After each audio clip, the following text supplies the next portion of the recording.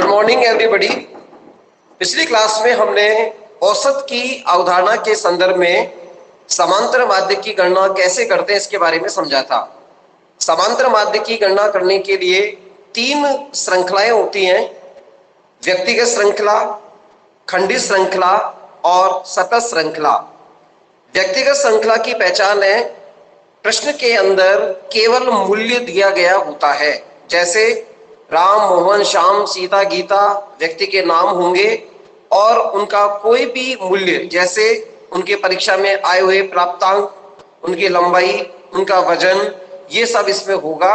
आप ये समझिए कि ये व्यक्तिगत श्रृंखला है और इसमें समांतर माध्य ज्ञात करने के लिए सभी मूल्यों को जोड़कर कुल मूल्यों की जो संख्या है उससे हम भाग लगा देते हैं तो समांतर माध्य ज्ञात हो जाता है। अब हम बात करें समांतर माध्य को हम खंडित श्रृंखला में कैसे प्राप्त करेंगे। तो खंडित श्रृंखला क्या है, इसको जानने के लिए हम सबसे पहले आपको बताते हैं कि खंडित श्रृंखला होती क्या है। देखिए, खंडित श्रृंखला जो है इसके अंतर्गत कोई भी एक तो मूल्य x होगा, x को हम मूल्य कहेंगे, एक उसकी फ्रीक्वेंसी होगी। x मान लीजिए मूल्य के रूप में 2, 4 और 6 बना हुआ है और इसकी आवृत्ति के रूप में 1, 3, 1 बना हुआ है। ये जो प्रश्न आपके सामने है इसमें x का मतलब मूल्य, f का मतलब आवृत्ति। मैं पुनः रिपीट कर दूं, x का मतलब मूल्य और f का मतलब होता है आवृत्ति, यानी ये आवृत्ति किस प्रकार से घटित होगी। अब यहाँ पर ये इसकी पहचान हो गई। अब प्रश्न उठता है कि इसको हम हल कैसे करेंगे। तो इसका तरीका क्या है हल करने का। सबसे पहले हम यहाँ पर x को f से गुणा कर देंगे और हम प्राप्त कर लेंगे f डॉट x, यानी f को x से गुणा करने वाला मान। पहली संख्या आप क्या देख रहे हैं, मूल्य 2 है, आवृत्ति 1 है, तो 2 को 1 से गुणा करेंगे, 2 एकम 2। दूसरा मूल्य 4 है, इसकी फ्रीक्वेंसी 3 है, तो 4 को 3 से गुणा किया, 4 3 है 12, और 6 को 1 से गुणा किया तो 6 एकम 6। ये संख्या आ गई।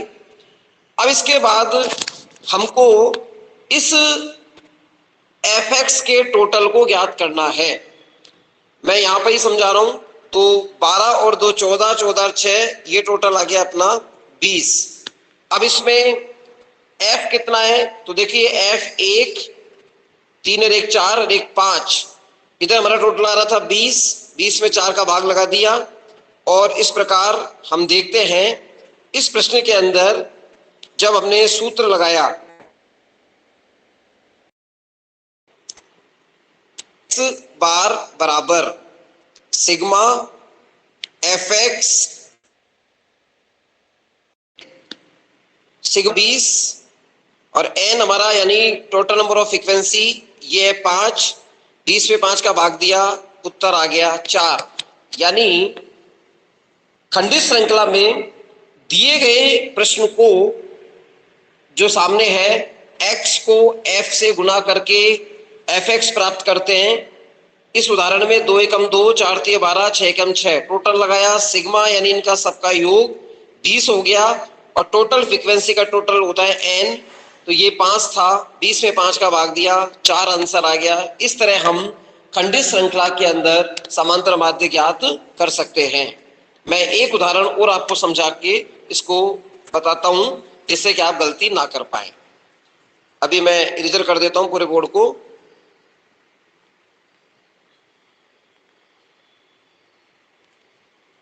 ठीक है, अब देखिए एक प्रश्न है, यहां तो मैंने लिखा x और इधर मैंने लिख दिया f। x है 3, 6 और 7, f है 4, 2, 1।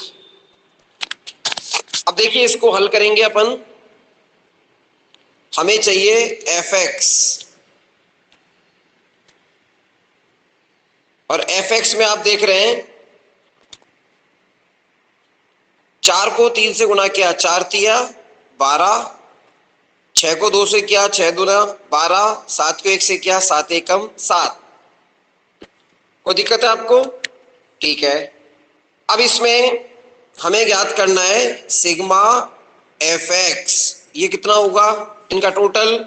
तो 12 12 24 और 7 31।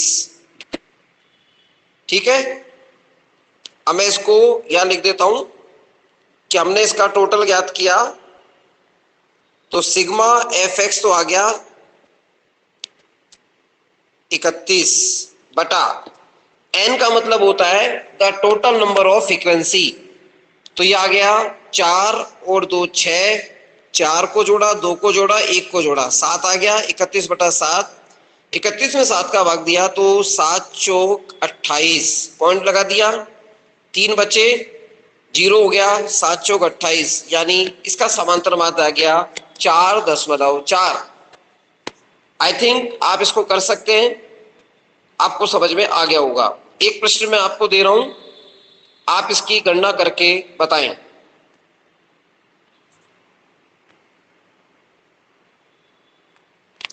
प्रश्न है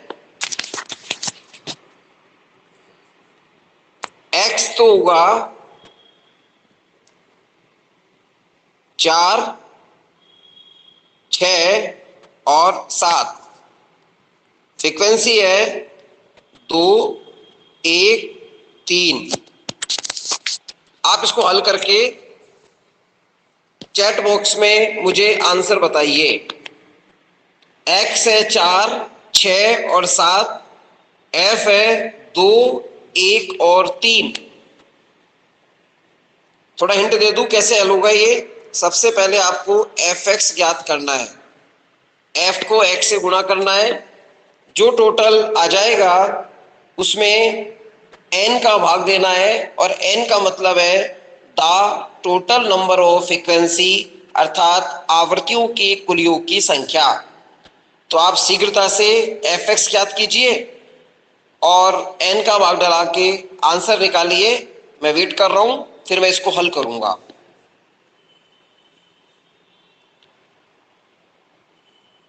अगर कोई सही आंसर निकाल ले तो चैट बॉक्स में डाल देना।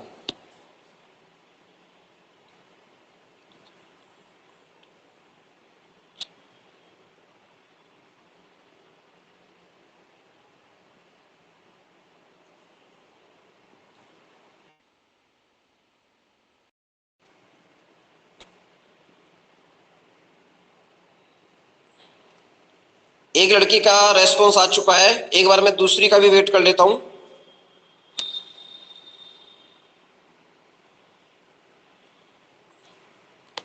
अपना अपना चेक कर लेना, 2 रेस्पॉन्स आ गए हैं।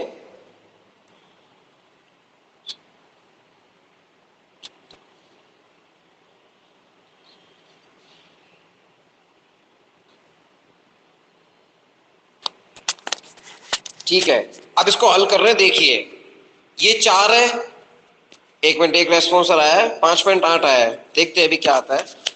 देखिए 4 को 2 से गुणा किया, 4 दूना 8, 6 को 1 से गुणा किया, 6 एकम 6, और 7 को किया 3 से 21। यहां तक किसी को दिक्कत नहीं होगी, चेक कर लीजिए आप। अब आप इसका टोटल लगा लीजिए सिग्मा एफ एक्स के हिसाब से। 6 और 1 7 और 8 15 का 5, 8 से लगी 1, ये आ गया 35। देखिए 21 8 29 6 35, और 35 में भाग लगाना है अपने को 3 1 4 2 6, तो 6 पंजे 30 लग गया, और 6 अट्ठे 48, 5.8 आंसर बिल्कुल सही है। और ये आंसर मेरे पास सोनिया नागर और स्वीटी का है, दोनों का जवाब सही है। निशा आपका उत्तर गलत है, आप चेक कर लीजिए इसे। और इस तरह 5.8 आपका आ गया। आई थिंक आपको ये समझ में आ गया होगा। मैं एक प्रश्न और दे रहा हूं छोटा सा, आप तुरंत हल करके चैट बॉक्स में आंसर लिखें। प्रश्न है x की वैल्यू 2 4 6 और 8, f की वैल्यू 1 2 3 4, इसका सब आंसर दीजिए। या हमें एफ एक्स ज्ञात करना है और सिग्मा एफ एक्स में एन का भाग लगाना है टोटल नंबर ऑफ फ्रीक्वेंसी। जिसका भी आंसर आ जाए बताना।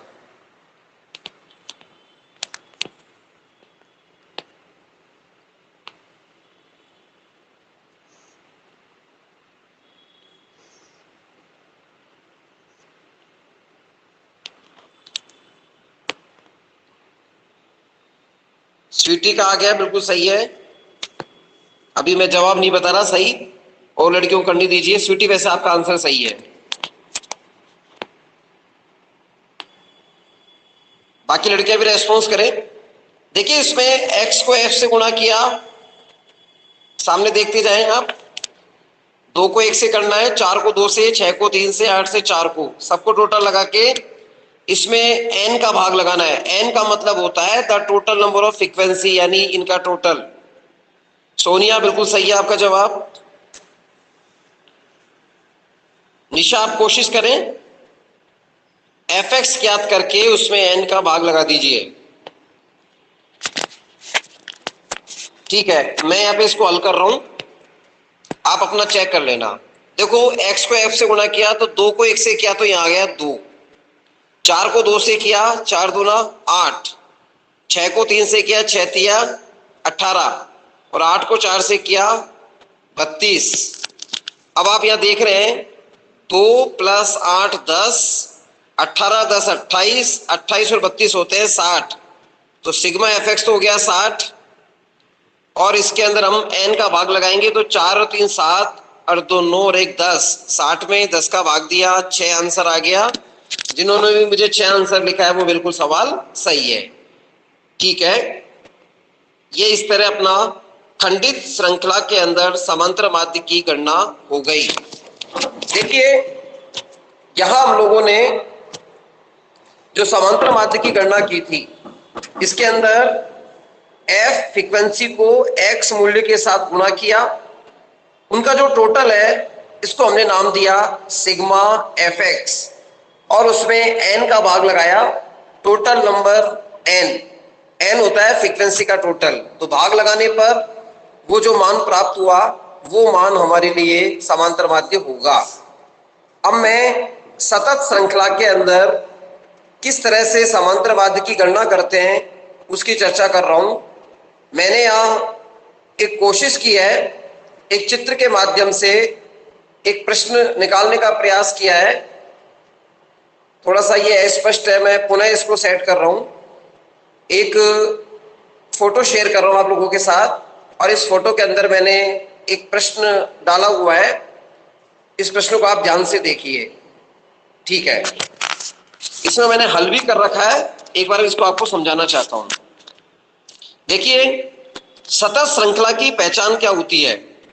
सतत श्रृंखला की पहचान होती है, इसके अंदर जो f है, यानी ये वाला, ये f दे रखा है 0 से 10, 10 से 20, और 20 से 30, और 30 से 40। आप यहां पर भली भांति देख पा रहे हैं कि इस प्रश्न में इसको आप मानिए x और इसको मानिए f। तो देखिए 0 से 10, 10 से 20, 20 से 30 और 30 से 40 ये अपना मूल्य दे रखा है। इसमें आप सबसे पहले चेक क्या करेंगे, सबसे पहले आप चेक करेंगे कि 10 उच्चतम सीमा है और अगले वाले की 10 निम्नतम सीमा है, दोनों बराबर है, यानी आपको बराबर करने की कोई प्रॉब्लम नहीं है। सवाल ऑलरेडी ये सही दिया गया है। अब इसके अंदर आपने नोट किया ये जो x था इसका डायरेक्ट तो हम कुछ कर नहीं पाएंगे, तो पहले हम इसका मिड पॉइंट निकालेंगे, और मिड पॉइंट निकालने का फार्मूला क्या है मैं आपको बता रहा हूं। देखें L1 प्लस L2 अपॉन 2, ये मिड पॉइंट निकालने का सूत्र होता है। अब L1 का मतलब होता है दिए गए वर्गांतराल की निम्नतम सीमा, L2 का मतलब होता है दिए गए वर्ग अंतराल की उच्चतम सीमा, दोनों को जोड़कर 2 का भाग लगाना। तो पहले वाले केस में देखिए मिड पॉइंट क्या आ रहा है, 0 से 10, 10 में 0 जोड़ा 10 ही रहा, 2 का भाग दिया तो आ गया 5 मिड पॉइंट। 10 से 20 में 10 और 20 को जोड़ा 30 हो गए, 30 में 2 का भाग दिया आ गया 15। 20 से 30 में 50, 2 का भाग दिया 25 और ये 35। आई थिंक आपको मिड पॉइंट निकालना आ गया होगा। तो पहली चीज आपने क्या समझी, जब कोई प्रश्न सतत श्रृंखला में हो अर्थात वर्ग अंतराल में दिया गया हो, तो पहला काम हम क्या करेंगे, हम मिड पॉइंट मध्य बिंदु की गणना करेंगे। मध्य बिंदु की गणना करने का सूत्र होता है L1 plus L2 upon 2। L1 का मतलब होता है दिए गए वर्ग अंतराल की निम्नतम सीमा, L2 का मतलब होता है दिए गए वर्ग अंतराल की उच्चतम सीमा। दोनों को जोड़कर 2 का भाग लगा देंगे। अब आप देख रहे हैं कि यहां पर 0 से 10 का तो आ गया 5, 10 से 20 का आ गया 15, 20 से 30 का आ गया 25 और 30 से 45 का आ गया 35। यहां तक आपको समझ में आ गया होगा। फिर फ्रीक्वेंसी जो है, ये फ्रीक्वेंसी यहां पर दी गई है, आप दे सकते हैं ये 2 है, ये 5 है, ये 1 है और ये 3 है। अब ये मिड पॉइंट को हम x के रूप में भी परिभाषित कर सकते हैं। ये जो मिड पॉइंट है ये हो जाएगा हमारा x और फ्रीक्वेंसी यहाँ पे ऑलरेडी दे रखी है। अब हम क्या करेंगे, fx ज्ञात करेंगे, इसको f मिड पॉइंट भी कह सकते हैं। वही पहले की तरह जब इसका हम हल करते हैं तो आप देख रहे हैं सामने, एक तरीके से जब हम fx ज्ञात करेंगे तो fx ज्ञात करने के लिए आप देखें बोर्ड पर fx, 5 को 2 से गुणा किया ये 10 आ गया, 15 को 5 से किया 75 आ गया, 25 को 1 से किया 25 आ गया, 35 को 3 से किया 105 आ गया। यानी ये आप कर चुके हैं। दोबारा समझ लीजिए, सतत श्रृंखला के वर्ग अंतराल को पहले मिड पॉइंट में बदलेंगे, L1 प्लस L2 अपॉन 2 करके दोनों को जोड़कर 2 का भाग, ये अपना आ गया 5, 15, 25, 35। फ्रीक्वेंसी परीक्षा में दी हुई होगी 2, 5, 1, 3। आपको f और x को गुणा करके सामने वाला टोटल लाना है। अब इस प्रश्न के अंदर आपने ये जो हल करने का मैंने आधार बताया ये 105 आ गया। अब आप इसमें देख रहे हैं इस प्रश्न में फ्रीक्वेंसी का टोटल कितना है, तो देखिए 2, 5, 1, 3 ये टोटल आ गया n बराबर 11। सिग्मा कितना है, तो 10, 75, 25, 105 ये टोटल हो गया 215। अब हम इसको हल कैसे करेंगे, इसको हल करने का आधार है 215 जो हमारे पास प्राप्त हुआ, इसमें हम भाग लगाएंगे 11 का।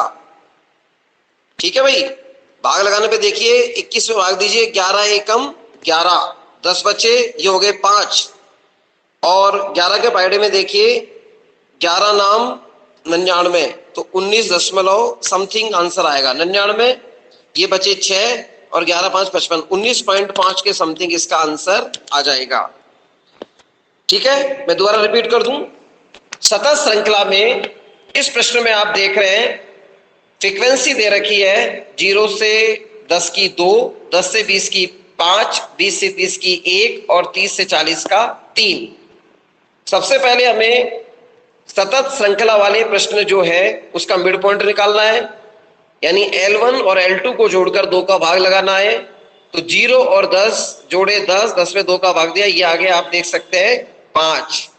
फिर 20 और 30 का 15, 25, 35, इसको f से गुणा करके ये fx प्राप्त करेंगे, fx में टोटल नंबर ऑफ फ्रीक्वेंसी का भाग देंगे, तो इस तरह ही आपका आंसर आ जाएगा। आई थिंक इस उदाहरण से आपको क्लियर हो गया होगा। अब मैं आप लोगों को एक व्हाइट बोर्ड पर छोटा सा क्वेश्चन डालकर समझाने का प्रयास कर रहा हूं। देखिए यहां x है और यहां f है।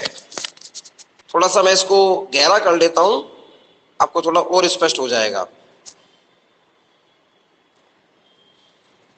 हाँ, x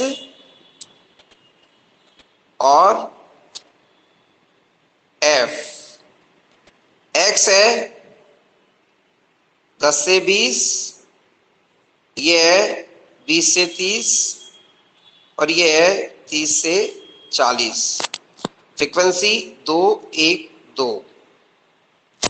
सबसे पहले मिड पॉइंट, मध्य बिंदु, मैंने तरीका बताया था L1 प्लस L2 यानी 10 और 20 को जोड़ा 30, 30 में 2 का भाग दिया तो आ गए 15, 30 और 20 50, 2 का भाग दिया 25, 40 और 30 70, आधा हो गया 35।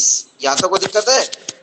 अब आप इसका ज्ञात करेंगे fx, और fx कितना आ रहा है 15 इंटू 2 30, 25 से कम 25 और 35 दूना 70। ठीक है भाई, इतना आपको समझ में आ गया? 10 से 20 का 2, 20 से 30 का 1, 30 से 40 का 2, इनका मध्य बिंदु निकाला, मध्य बिंदु को f से गुणा किया और टोटल अपना अगर इसको हम निकालें तो ये आ जाएगा, टोटल आ जाएगा तो 125 टोटल आ गया। कितनी है? फ्रीक्वेंसी है 2 और 2 4 1 5। अब मैं इसको हल कर रहा हूं, अपना टोटल तो आ गया था 125 और फ्रीक्वेंसी 5, 125 में 5 का भाग दीजिए 25, आंसर हो गया। ये इस तरह आपने सवाल हल किया है। देखिए, मैंने कोशिश की है उदाहरण के माध्यम से सतत श्रृंखला के अंदर हम समांतर माध्य कैसे ज्ञात करेंगे। इसको ज्ञात करने के लिए पुनः मैं रिपीट कर दूं, दिए गए प्रश्न जो वर्ग अंतराल में है उसकी निम्नतम सीमा को L1 मानेंगे, उच्चतम सीमा को L2 मानेंगे, दोनों को जोड़कर 2 का भाग लगा दीजिए L1 प्लस L2 अपॉन 2 और आपका वर्ग अंतराल है उसका मध्य बिंदु बन जाएगा। मध्य बिंदु को f से गुणा करके fx ज्ञात कीजिए, सिग्मा fx टोटल लगाकर टोटल नंबर ऑफ फ्रीक्वेंसी यानी n का भाग दे दीजिए, आपका आंसर आ जाएगा। तो ये आपका विधिवत मैंने आज थोड़ा सा प्रयास किया है, आप अभ्यास करना। कल अपनी क्लास जब भी होगी मैं आपको मैसेज के माध्यम से बता दूंगा। महाविद्यालय का वैसे अवकाश है मुहर्रम का, कल टेस्ट है आप लोगों का, टेस्ट कॉलम में जाकर उसको हल करने का प्रयास करना, अटेम्प्ट करना। धन्यवाद।